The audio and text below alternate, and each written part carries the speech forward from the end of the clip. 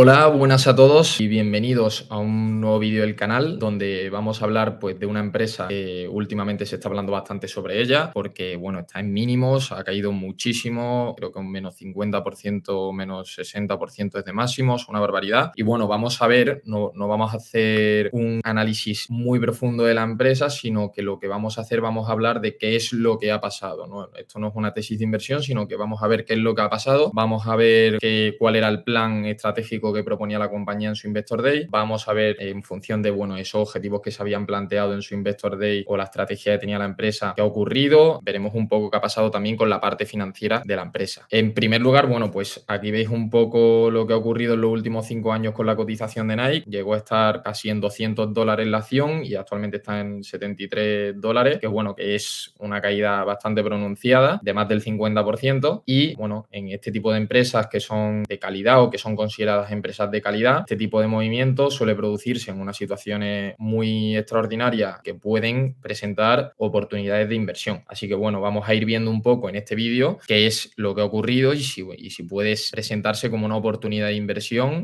o no. En primer lugar, vamos a hablar principalmente del plan estratégico que tenía la empresa, que presentaron en su Investor Day en 2018. Y este plan estratégico de Nike lo podemos resumir en tres importantes patas o tres importantes puntos, que es el primero es la verticalización del supply chain. Nike era una compañía con unos problemas generalizados de supply chain porque no tenía verticalizado su cadena de suministro. Tenían pues muchas fábricas que eran externas, que ellos no eran los que hacían la producción de esas fábricas. Su producción no la tenían totalmente verticalizada. Cómo implementaban pues nuevas mejoras a nivel de productividad, sobre todo en la parte de diseño. Luego, el segundo punto es un cambio a direct to consumer, que lo que básicamente querían hacer era crecer su canal directo, que en ese momento suponía en torno a un 15% de sus ingresos, y ellos proponían ese cambio sobre todo porque el canal directo incrementaba incluso hasta 3 veces el average revenue.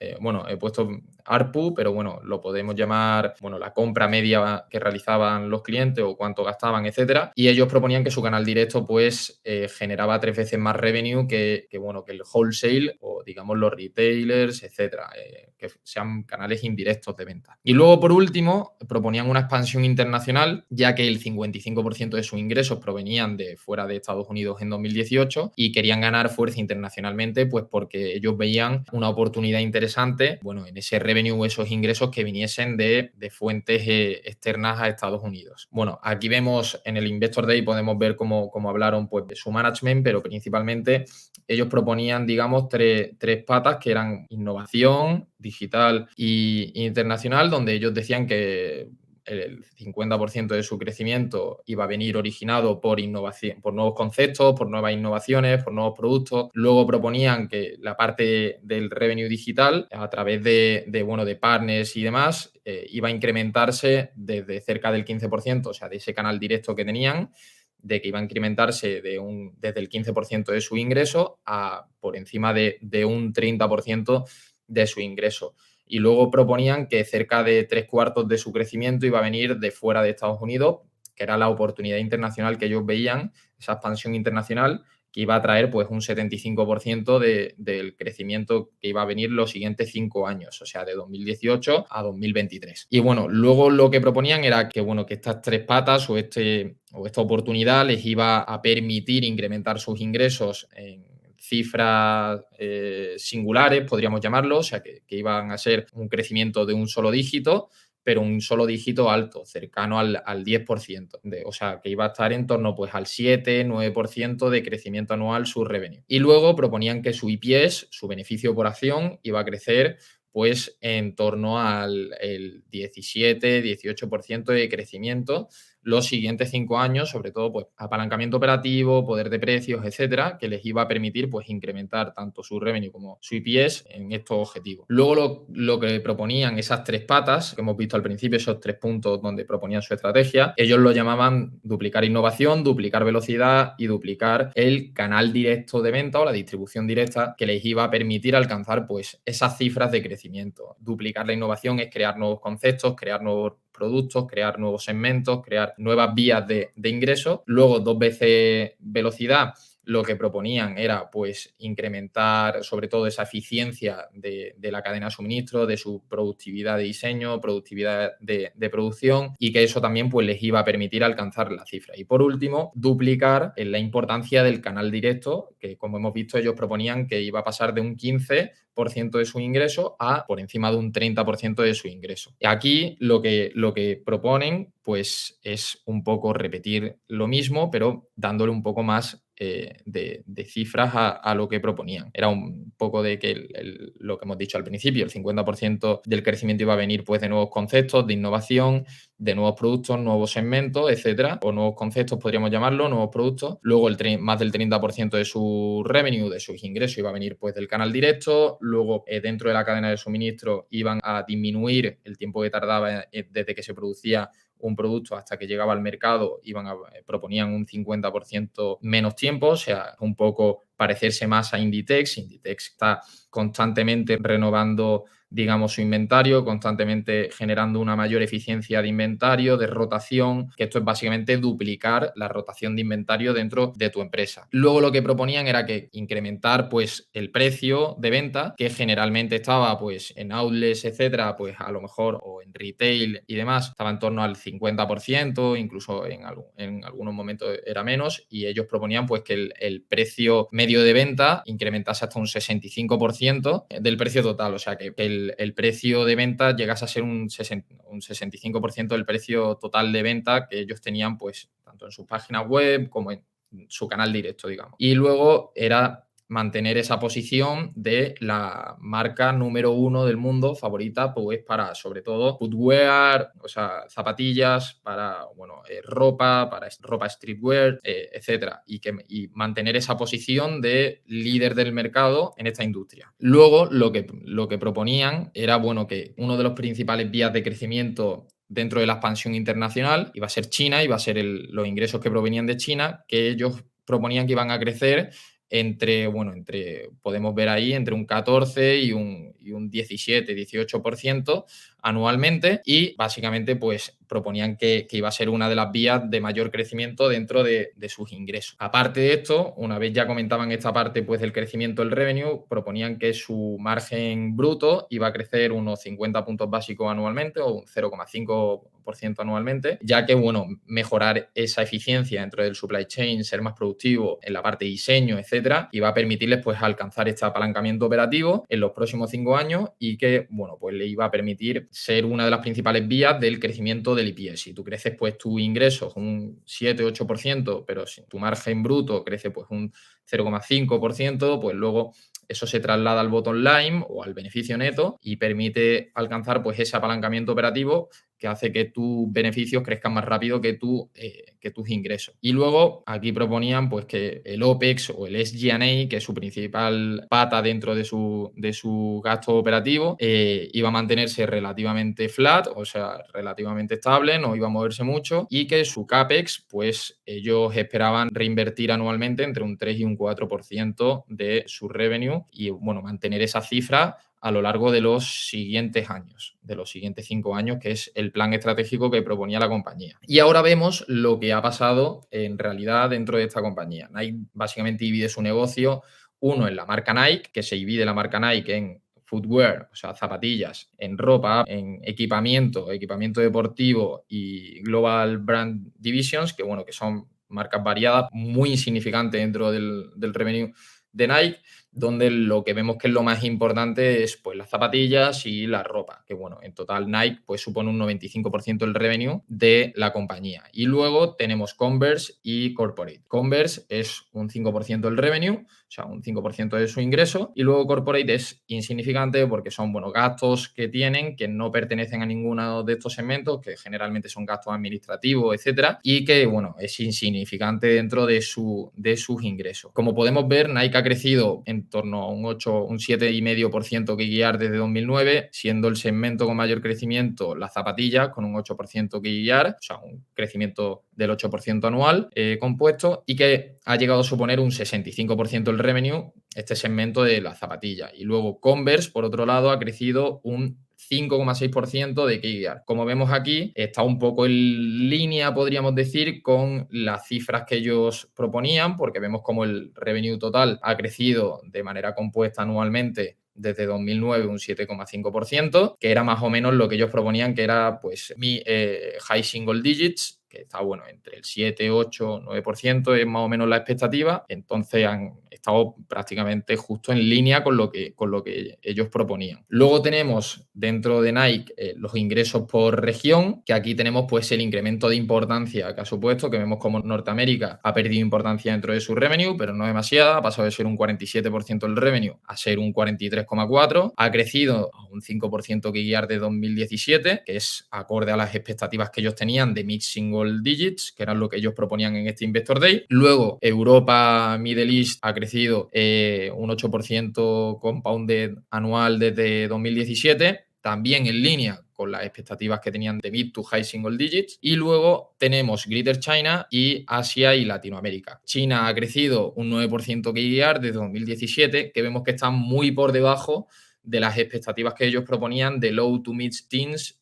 que era entre un 14-18% podríamos decir de crecimiento esperado, y han tenido un 9% que es en torno a la mitad de lo que ellos proponían. Y luego, siendo el segmento del que esperaban que iba a tener más crecimiento, pues un 9% anual desde el año en el que lo propusieron, pues al final se ha quedado muy por debajo de las expectativas, y vemos cómo es una de las cosas que han pasado desde este Investor Day, y por lo cual se ha visto la cotización que ha caído más de un 50%, ya que no ha cumplido con las expectativas que tenía pues en uno de los segmentos que más crecimiento se esperaba. Luego tenemos APAC, que es Asia y Latinoamérica, que ha crecido un 5% KGR de 2017, por debajo de las expectativas que también tenían, que ellos proponían high single to low double digits, que es en torno a un 10% de crecimiento, pues también se ha quedado en la mitad del crecimiento que ellos esperaban de este segmento. Entonces vemos como Norteamérica y Europa han crecido en línea con lo esperado, pero los segmentos de los que se esperaba mayor crecimiento y que iban a aportar, pues iban a cumplir un poco más las expectativas, iban a tirar más del carro, que era China y APAC y Latinoamérica, han crecido la mitad de lo que ellos esperaban de crecimiento de estas regiones. Luego vemos cómo su proposición de hacer ese cambio de que generalmente la principal vía de ingresos viniese de canales indirectos, de wholesale, básicamente de retail, etcétera, ha estado en línea con las expectativas que tenían. Ellos decían que en wholesale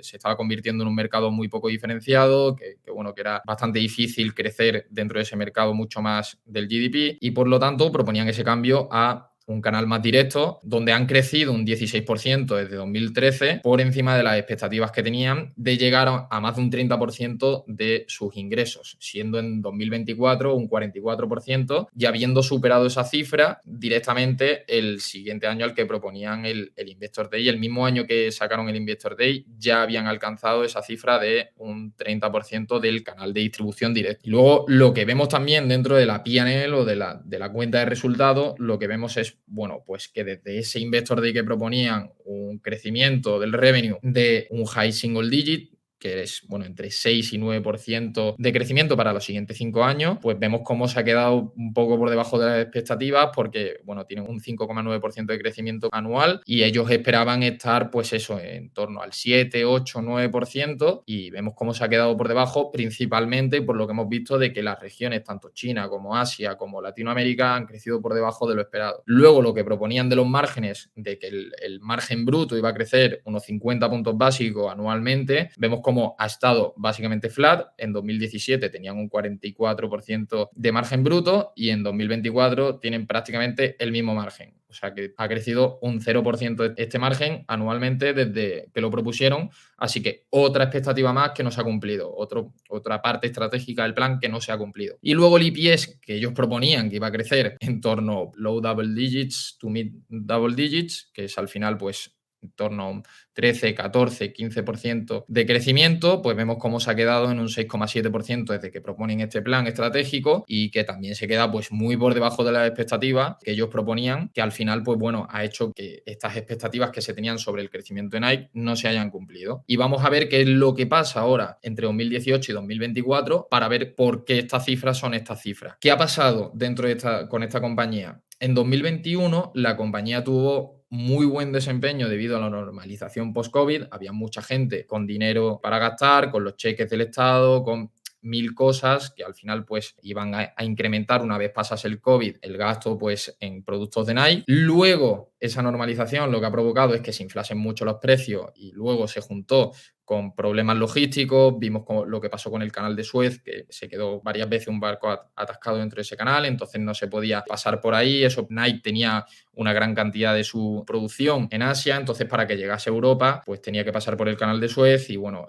eso provocó muchos problemas logísticos que le generó también problemas de inventario y que al final, pues junto con esa normalización post-COVID de los precios, provocó varios problemas a la compañía que ahora veremos. Y luego finalmente en China, que era el país que más se esperaba el crecimiento o que se esperaba un crecimiento mayor y que iba a tirar más del carro, surgieron unos movimientos nacionalistas que ahora veremos qué pasó, afectaron pues a ese crecimiento e hicieron que la sociedad china no gastase o no comprase los productos de Nike. Y bueno, luego ya he dejado ahí un poco libre elección del consumidor que se imagine un poco qué pasará y que podáis investigar vosotros por vuestra cuenta si, bueno, si a lo mejor Nike es una buena opción o una mala opción para invertir. Aquí vemos principalmente lo que pasa con los inventarios, que vemos cómo a partir de 2021 empiezan a crecer los inventarios de una manera muy grande, llegando a estar pues en 2022 a ser un 40% del revenue de la compañía. ¿Qué pasa? Que si tú ese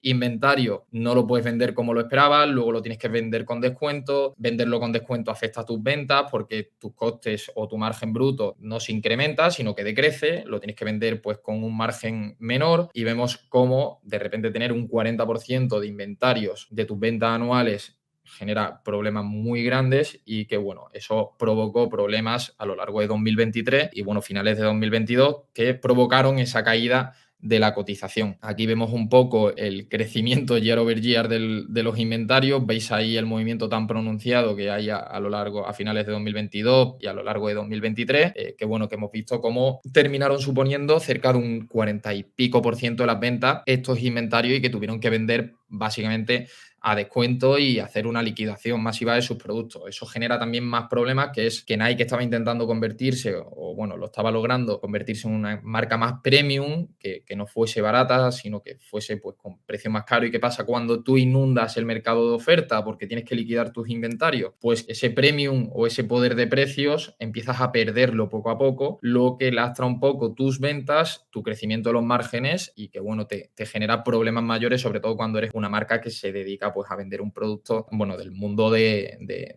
la ropa, las zapatillas, etcétera, que al perder poder de precios, pues te genera problemas mayores a la hora de incrementar sobre todo tus beneficios, no ya tu revenue, porque a lo mejor tu revenue se incrementa porque estás vendiendo más barato, pero tus beneficios a la larga o a largo plazo se ven un poco lastrados porque pierdes ese poder de precios. Luego vemos cómo en el tercer quarter del año 2024 hacen un comentario que podéis ver ahí abajo que dice "We are making the necessary adjustments to drive Nike's next chapter of growth", y donde luego comentan que están tomando las medidas adecuadas para crear ese nuevo ciclo de crecimiento futuro de innovación, que estaban siendo mucho más, justo en este quarter, comentan que empiezan a estar mucho más focalizados en gestionar mucho mejor esos inventarios y quieren hacer mucho más eficiente a Nike para generar pues esos retornos a sus accionistas. Pero veis cómo al final pues empiezan pues a perder esos beneficios o ese margen que ahí justo se ven lastrados pues por esos inventarios, etcétera. Y luego vemos cómo en el último quarter, que fue el cuarto quarter de 2024, hacen este comentario que reconocen que su movimiento hacia convertir a la compañía en mucho más digital y dejar de depender tanto del wholesale, del retail y de canales indirectos, han hecho que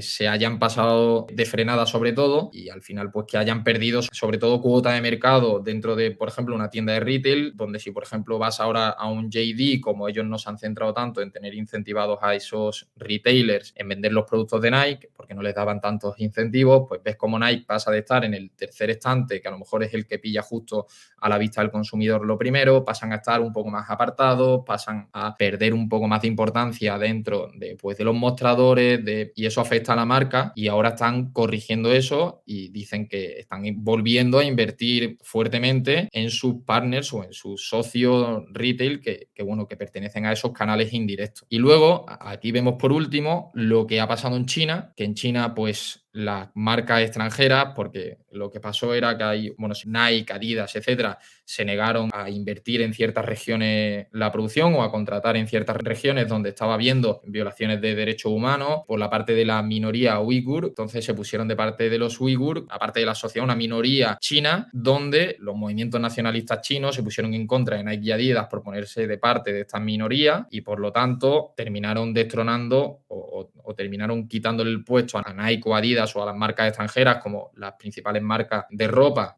sobre todo deportiva y de zapatillas en China, y empezaron a comprar, debido a estos movimientos nacionalistas, mucho más marcas locales, marcas chinas que no se habían puesto, no se habían posicionado o que estaban más cercanas a esos movimientos nacionalistas chinos. Lo que pasa cuando te expones a una economía que está fuertemente controlada por un gobierno comunista, que la sociedad china es muy nacionalista y que al final pues afecta sobre todo a tu imagen de marca en esa localización. Y vemos como aquí dicen que, bueno, Nike y Adidas dijeron que no iban a usar el algodón de Xinjiang, que, bueno, es donde se estaban violando estos derechos humanos, lo cual hizo que meses después de ese escándalo en el que se habían posicionado tan fuertemente Nike y Adidas, rivales chinos que no se habían posicionado, que se habían posicionado de parte de estos movimientos más nacionalistas chinos como Anta Sports o Li Co, le habían quitado el puesto a Nike y Adidas en estas regiones. Y estas olas de patriotismo pues habían provocado que China y Adidas pues perdiesen esa posición o ese fuerte crecimiento que esperaban que viniese de China. Y aquí lo que vemos, he hecho un Excel muy simplificado, donde vemos los años rojos son los que ha habido una desaceleración o que ha crecido menos de lo que ha crecido anualmente esos segmentos. Y vemos cómo en 2024, prácticamente por la incertidumbre macroeconómica y tal, casi todas las regiones dejan de crecer tanto, pero vemos como en China el crecimiento se desacelera fuertemente, pasa de crecer en torno a un 20% anual a decrecer en 2022 y en 2023 un menos 9% y un menos 4% en 2023, y en 2024 a crecer un 4%, un poco de recuperación, pero sin volver a esas cifras del crecimiento del 20% que tenían en 2018, 2019 y 2021, excluyendo el año del COVID, que obviamente en 2020 era bastante más difícil crecer. Y como veis ahí, pues la mayoría de cifras son un poco más malas de lo normal. Y luego vemos cómo en los segmentos, tanto de retail como del canal directo, vemos cómo en 2024 igualmente, pues por esa propia incertidumbre macroeconómica, no crecen tanto, pero vemos cómo el canal directo desde 2018 solo tiene un año en el que acelera su revenue. O sea, el resto de años, los ingresos de Nike en el canal directo van decreciendo. O sea, viene de crecer por encima del 20% entre 2013 y 2016 y luego ahora, a partir de 2017, en el momento en el que proponen este plan, crecen un 15,6, luego decrecen a un 14,8, vuelven a decrecer a un 12,7. En 2020 es más normal, pues bueno, que ese canal o que la venta de productos se vea un poco más lastrada por el COVID, etcétera, un 5% de crecimiento. Luego en 2021 se reacelera por esa normalización post-COVID, pero vuelve a desacelerarse en 2022, 2023, 2024, donde vemos que crece un 14, luego un 13 y luego un 1% en 2024. Y al final vemos como ese plan que proponían, que era pues crecer en China por encima pues, de ese 14-15%, crecer el EPS mucho más de lo normal, ese canal directo o estos canales de distribución directo aceleraran el revenue, cosa que al final pues, no ha pasado y ha afectado negativamente al wholesale, que era su principal vía de ingresos, y ha hecho que, bueno, que pierdan relevancia y pierdan cuota de mercado en los canales indirectos. Y ahora nos encontramos en una situación donde Nike, vemos como históricamente ha tenido unos múltiplos bastante más altos con los que cotiza ahora, y vemos como de media pues ha estado por encima de 30 veces y actualmente se encuentra en 24 veces PE de los últimos 12 meses. Ha pasado, no es el PE forward, y luego un free cash flow yield del en torno al 5%, que bueno, que forward pues será en torno a un 5 y pico. Vemos cómo esta valoración ahora mismo hace que esta es una compañía que, dado su situación actual, si se encuentra un 5% de free cash flow yield y es capaz de crecer pues ese free cash flow en torno a un 6-7% anual, va a ser capaz de batir al mercado, pero actualmente Nike se encuentra ante todos estos problemas que por un lado tienen China, que están perdiendo cuota de mercado, están perdiendo cuota de mercado en la parte retail, y luego el canal directo no está actuando y no está acelerando ese revenue como se esperaba o como debiera ser, y simplemente ha ganado importancia pues porque han perdido importancia el resto de canales indirectos que tenía Nike. Con esto, simplemente deciros que si vais a analizar Nike, pues estos son las principales cosas que tenéis que mirar. Uno, los inventarios. Dos, la eficiencia de la cadena de suministro. Luego, China. Y por último, la influencia o si va a acelerar o no acelerar el canal directo de Nike a futuro y por lo tanto, pues presentarse esa oportunidad de inversión más interesante de la cuenta. Pero bueno, esto ya depende de cada uno, de lo que crea subjetivamente y creo que en mi opinión es un momento bastante complicado para la compañía y que se vienen, pues por lo menos, que hacer unas reestructuraciones gordas a futuro si se quiere revertir esta situación. Y bueno, con esto terminaré este vídeo. Daros las gracias a todos por haber estado escuchándome durante esta media hora. Espero que os sirva a la hora de analizar Nike a futuro, que tengáis un poco más en cuenta lo que está pasando un poco. Y nada, si te ha gustado este vídeo y si te gusta este tipo de contenido relacionado con la finanza, economía, etcétera, suscríbete al canal, dale like, comenta, incluso sígueme en mis redes sociales, Instagram y Twitter, que me puedes encontrar con el nombre de Gutiérrez Capital en las dos. Nos vemos en el siguiente vídeo y espero que este vídeo os haya gustado. Un abrazo a todos y hasta la próxima.